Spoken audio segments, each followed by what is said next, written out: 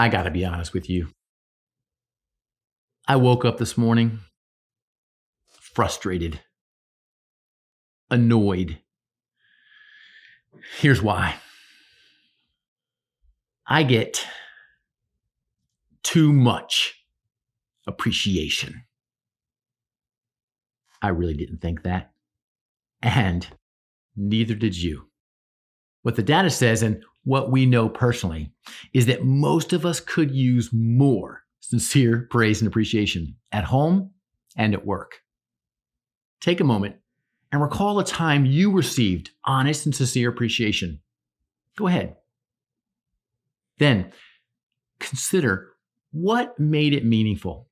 In most cases, it's the simple fact that someone else recognized or noticed a thing or an accomplishment or a characteristic trait about you. Then consider how that experience impacted your relationship with that person, the provider. Chances are it strengthened the relationship and made you even more loyal to them. You see, this reminds us of the power of praise and appreciation. As a matter of fact, the U.S. Department of Labor found that the number one reason people leave organizations is because they don't feel appreciated. Not because they don't get paid enough and not because their benefit package isn't competitive enough, because they don't feel appreciated. At the same time, a Gallup study of nearly 5 million employees revealed that increased occurrences of recognition and praise leads to lower turnover, higher customer satisfaction scores, and increased overall productivity. So what we have is a powerful tool that's good for people and good for business. Yet, as we mentioned earlier, it's a rare occurrence. Why is that? Knowing the personal and business impact, why don't we experience more sincere praise and appreciation at work? It must be because of the high costs, right? With companies being more cost conscious, they just can't seem to fit this into their budgets.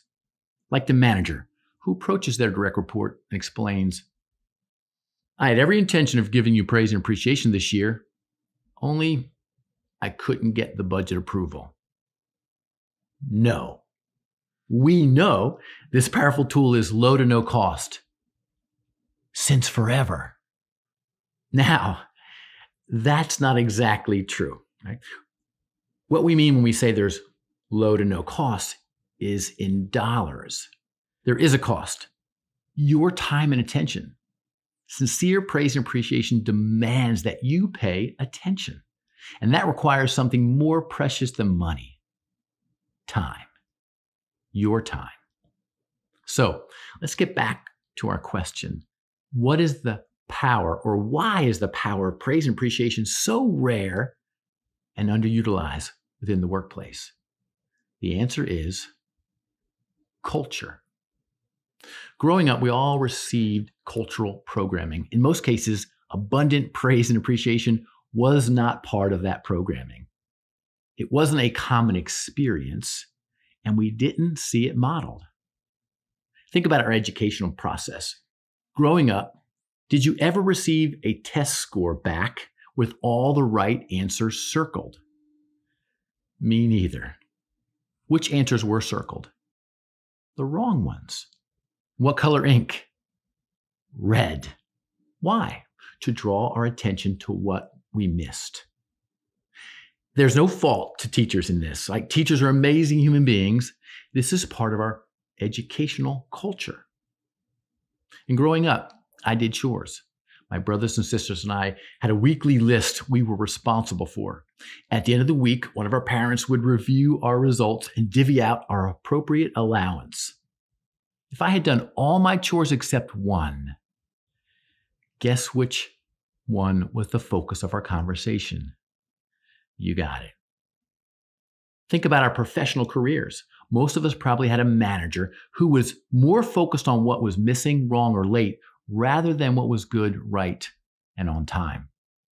We've even heard managers use this phrase, no news is good news, which means only expect to hear from me when something is wrong.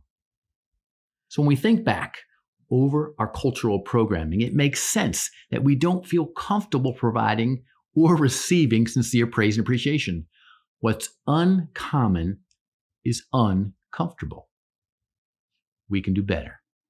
Let's consider a process that will help you make an impact at work and at home when it comes to providing and receiving the power of praise and appreciation. First, shift your attention.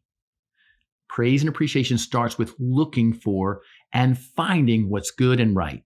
As we mentioned, this will require reprogramming, and that takes conscious effort. So when walking into work tomorrow, make a conscious effort to resist looking for and pointing out what's wrong or lacking, and remind yourself to look for what's good, look for what's good.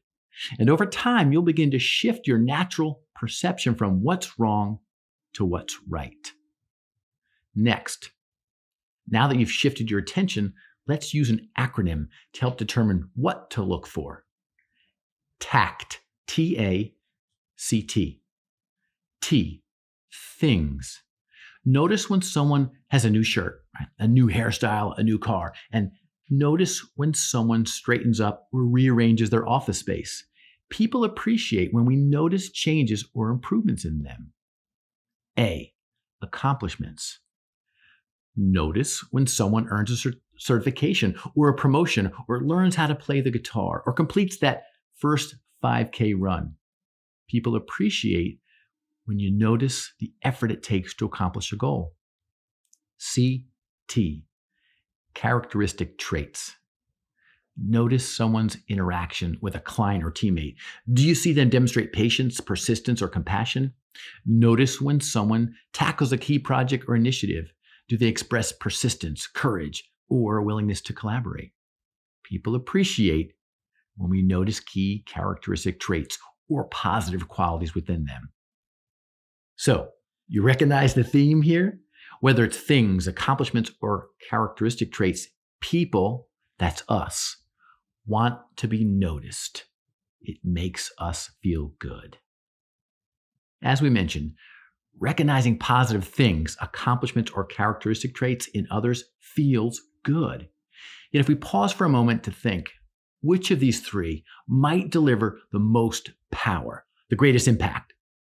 The answer is characteristic traits. Why? That's most personal. We really have to pay attention to someone to recognize and call out an inner quality. So, finally, here's a process for you to deliver your sincere praise and appreciation. In this example, let's use a characteristic trait that you notice in someone and resist the urge to overcomplicate this. First, look the person in the eyes and tell them the quality you admire in them. Next, cite the evidence of when you've seen this quality show up. And this is critical. This step transforms potential flattery into sincere praise and appreciation. It lets the recipient know you've been paying attention. Finally, hush. Allow space for their thank you response. Here's an example of how this might sound if I was giving praise and appreciation to my wife and business partner, Sarah. Sarah, I admire your tenacity when it comes to knowing people deeply. You see, I've seen you demonstrate this with me and others. Just earlier this week, you asked poignant questions and provided space for one of our clients to really open up. I imagine they rarely encounter a work interaction that is so personal and safe like the one you provided them. I admire that in you. That's it.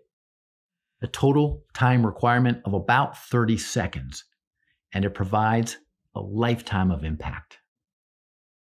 What would stop you from creating a culture that taps into the power of praise and appreciation? The real answer is you or me. We're the only ones who can block this much needed cultural shift. Be the sincere praise and appreciation influencer within your organization. You'll be blessed, and so will they.